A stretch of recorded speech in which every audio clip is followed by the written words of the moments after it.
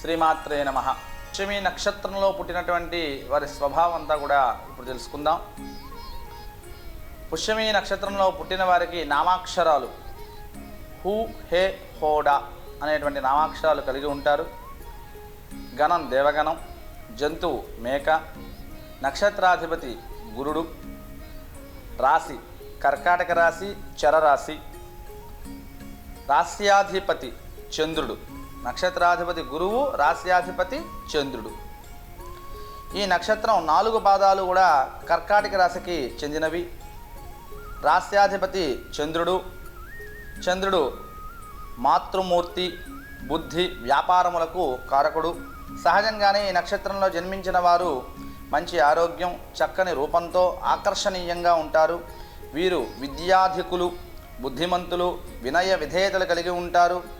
పెద్దలంటే ఎలలేని గౌరవం ఉంటుంది. తల్లిదండ్రుల ప్రేమ, ముఖ్యంగా తల్లి యందు ఎనలేని ప్రేమాభిమానాలు ఉంటాయి. తల్లి మాటకు ఎదురు చెప్పరు, గీచిన గీటు దాటరు. తల్లితో చెప్పకుండా వృత్తి వ్యాపారాల్లో కూడా ఏ పని కూడా చెయ్యరు. జాలిగుండె కలిగిన వారు. వీరు స్వభావరీత్యా చాలా మంచివారు. దైవభక్తి ఎక్కువ. తీర్థయాత్రలు బాగా చేస్తారు. దాన ధర్మాలకు ధనం వెచ్చిస్తారు. కష్టాల్లో ఉన్నవారిని విశేషంగా ఆదరణ చేస్తారు. వీరు చూడ్డానికి డాంభికంగా కనిపిస్తారు కానీ మాటల డాంభికం ఎక్కువ. కానీ మానసికంగా వీరికి ధైర్య సాహసాలన్నీ తక్కువగానే ఉంటాయి. భయస్వభావం, తెగించి ఏ కార్యం తలపెట్టలేరు. ఎవరు ఏం చెప్పినా శ్రద్ధగా వింటారు. కానీ తనదైన పద్ధతిలో తాను అనుకున్నదే చేస్తారు. లోగుట్టు ఎక్కువ. అన్ని విషయాల్ని దాచుకుంటూ ఉంటారు.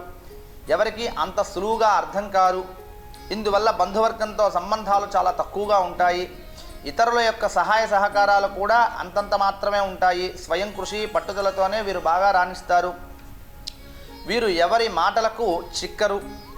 ఎవరిని బలపరచడం లేదా వ్యవహారముల యందు హామీలు ఉండడం చేయరు. వ్యసనాలకు దూరంగా ఉంటారు.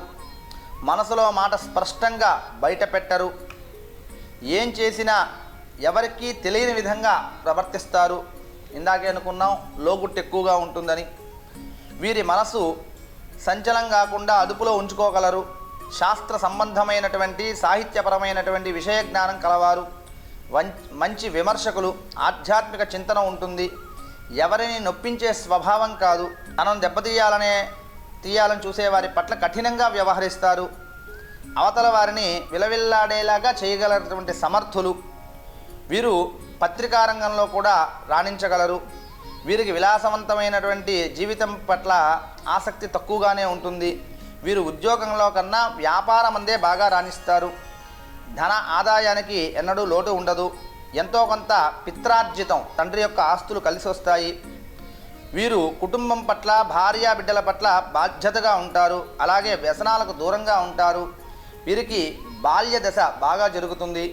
26 సంవత్సరముల లోపు విద్యా వివాహం, 35 సంవత్సరముల లోపు వృత్తిలో స్థిరపడుట, 40 సంవత్సరముల లోపు ఉద్యోగంలో లేదా వ్యాపారంలో మంచి అభివృద్ధి, 44, 49, 53 సంవత్సరముల యందు సంఘంలో పేరు ప్రతిష్టలు, అధికారములు కూడా పలుకుబడి, భూ గృహ వస్తు వాహన లాభాలన్నీ కూడా కలుగుతాయి. వీరికి 61, 66, 76 సంవత్సరంలో కొంచెం అనారోగ్య పరిస్థితి కలిగి ఉంటారు. వీరు శుక్రదశ ఆరంభంలో అనారోగ్యం, అది తప్పితే చంద్రదశలో బుధ గురు అంతర్దశల యందు కొంత అనారోగ్యం కనిపిస్తూ ఉన్నది. ఈ నక్షత్రం 2, 3 పాదముల యందు శిశువు జన్మిస్తే తండ్రికి తల్లికి దోషము. వీరు పుష్యమి నక్షత్రంలో కానీ ఎవరైనా మరణిస్తే ఆ ఇంట మృతికి కూడా దోషం లేదు. శివారాధన విశేషంగా చెయ్యాలి. శివారాధన వల్ల వీళ్ళకి ఉత్తమమైనటువంటి ఫలితాలు కలుగుతాయి. ఉంగరంలో వీరు ధరించవలసినటువంటి జాతి రత్నం నీలం, మనం శనికి వేసుకుంటాము నీలం, అది వేసుకోవాలి. వీరి యొక్క అదృష్ట సంఖ్య జ్యోతిష్య శాస్త్రం 8గా సూచన చేస్తూ ఉన్నది.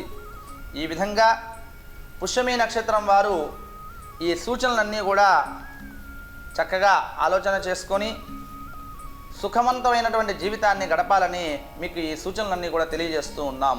శుభం భూయాత్.